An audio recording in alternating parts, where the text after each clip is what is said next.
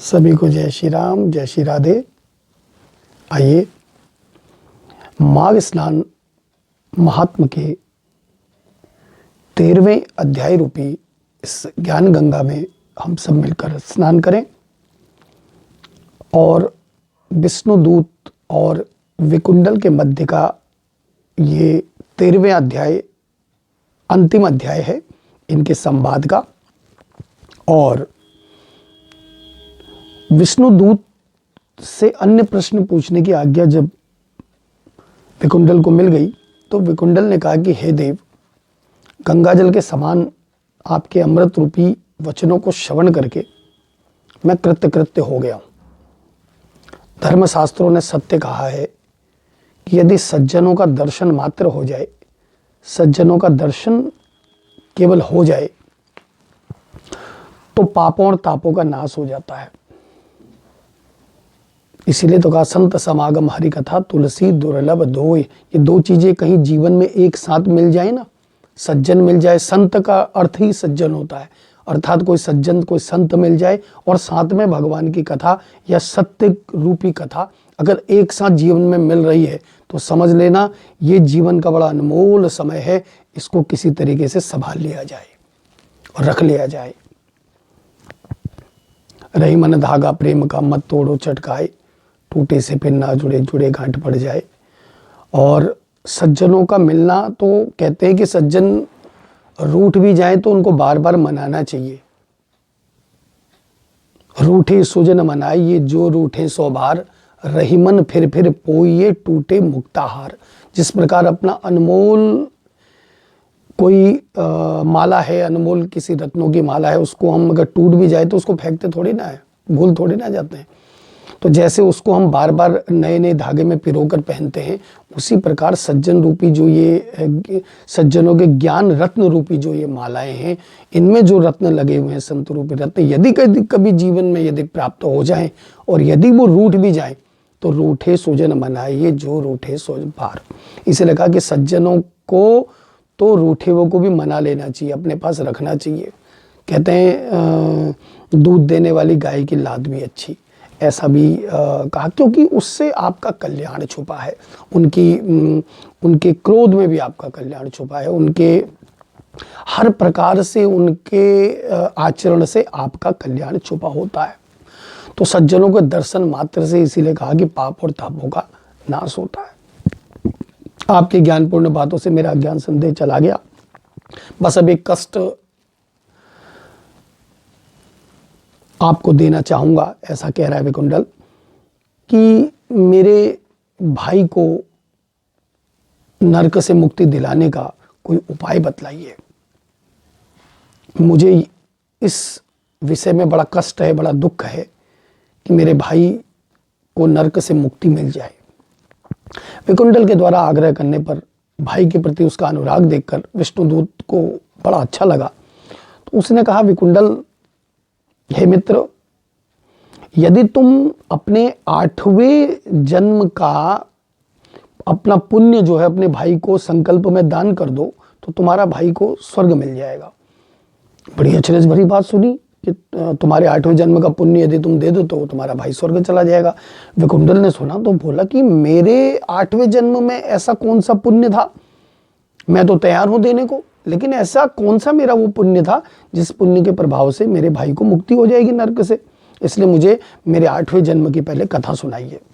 तब भगवान विष्णुदूत बोले कि अत्यंत प्राचीन काल में मधुबन में महर्षि शाकली निवास करते थे।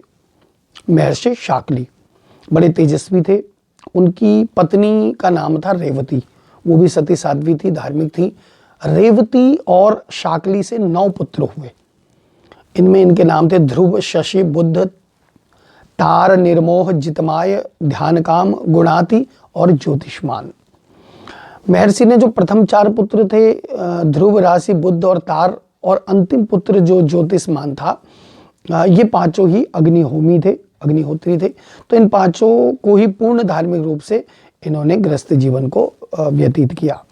महर्षि शाकली के शेष 4 पुत्र जो निर्मोह थे, जितमाय थे, ध्यान काम थे और गुणाती थे, इन्होंने गृहस्थ धर्म का त्याग कर दिया, पूर्ण सन्यासी हो गए।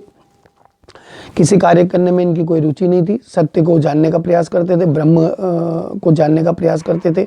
ये चारों शिखा यज्ञोपवीत का भी इन्होंने त्याग कर दिया था। ये चारों ही स्वर्ण तथा साधारण पत्थर को एक समान समझते थे। चाहे जिस वस्तु से शरीर को आच्छादित कर लें, बस कुछ भी मिल गया उसी से ढक लिया शरीर, और नहीं भी ढका कोई बात नहीं। तो ब्रह्म चिंतन में सदा रहते थे और संसार को विष्णु रूप देखते थे। निद्रा शुदा को भी इन्होंने कंट्रोल कर लिया, उस पर भी जो है इनका वश हो गया। तो निद्रा शुदा भी इनके वशीभूत हो गई।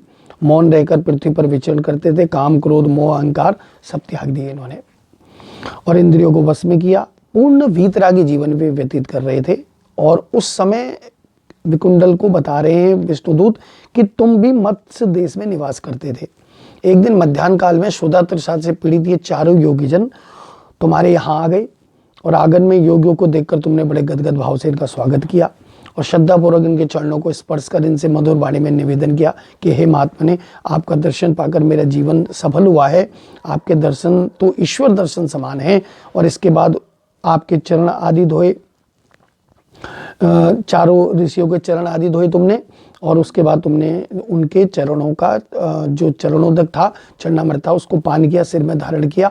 और ऐसा करते ही तुम्हारे जन्म जन्मांतर के सारे पाप नष्ट हो गए। और फिर उन सन्यासियों को, उन चारों को स्वादिष्ट पकवान, मिष्ठान भोजन कराया, रात्रि में विश्राम भी किया और संतुष्ट होकर नियमानुसार रात्रि में भगवत भजन भी किया उनके साथ। तो इस प्रकार उस जन्म में उन सन्यासों का स्वागत सत्कार और अतिथि सत्कार का जो ये पुण्य फल था, तुम्हें ये फल मिला है कि जिसकी कोई गणना ही नहीं है। तो विष्णुदूत ने उत्तम सन्यासियों की महिमा सुनाई विकुंडल को और कहा कि सृष्टि के समस्त जीवों में मनुष्य को बुद्धिमान प्राणी कहा गया है। मनुष्य में भी ब्राह्मण को श्रेष्ठ कहा गया है। जो ब्रह्म की ओर जिसका मार्ग हो वही ब्राह्मण, जो ब्रह्म को जानने का प्रयास करता हो वही ब्राह्मण। तो ब्राह्मणों में विद्वान ब्राह्मण को कृत बुद्धि कहा गया। कृत बुद्धियों में क्रिया करने वाले को श्रेष्ठ और ब्रह्मवादियों को सबसे श्रेष्ठ माना गया है। जो ब्रह्म को जानने का, जो ब्रह्म को जान लेता है और उसको ब्रह्म ज्ञानी कहा जाता है, वही सबसे श्रेष्ठ माना जाता है। ब्रह्मवादी तीनों लोकों में श्रेष्ठ है, अतः उनकी पूजा करना मनुष्यों का धर्म है। अपने अपने 8वें जन्म में इस प्रकार चारों ब्रह्मवादियों की तुमने सेवा की थी।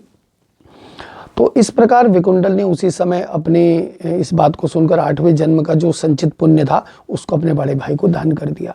जैसे ही अपने ज्येष्ठ भ्राता को वो दान किया, संकल्प किया, उसी समय उसका ज्येष्ठ भ्राता कुंडल जो है वो नर्क से उसकी मुक्ति हो गई और वो भी विकुंडल के सन्मुख आकर खड़ा हो गया। दोनों भाइयों के ऊपर देवताओं ने पुष्पवृष्टि की और विष्णुदूत उन्हें स्वर्ग में पहुंचाने के पश्चात दोनों भ्राताओं से पूजित होकर विष्णु लोक को लौट गया।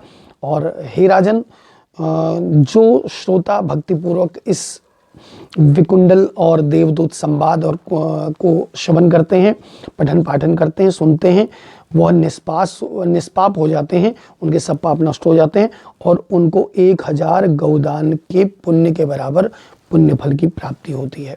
इस प्रकार इति श्री पद्म पुराणे माघ मास महात्म्ये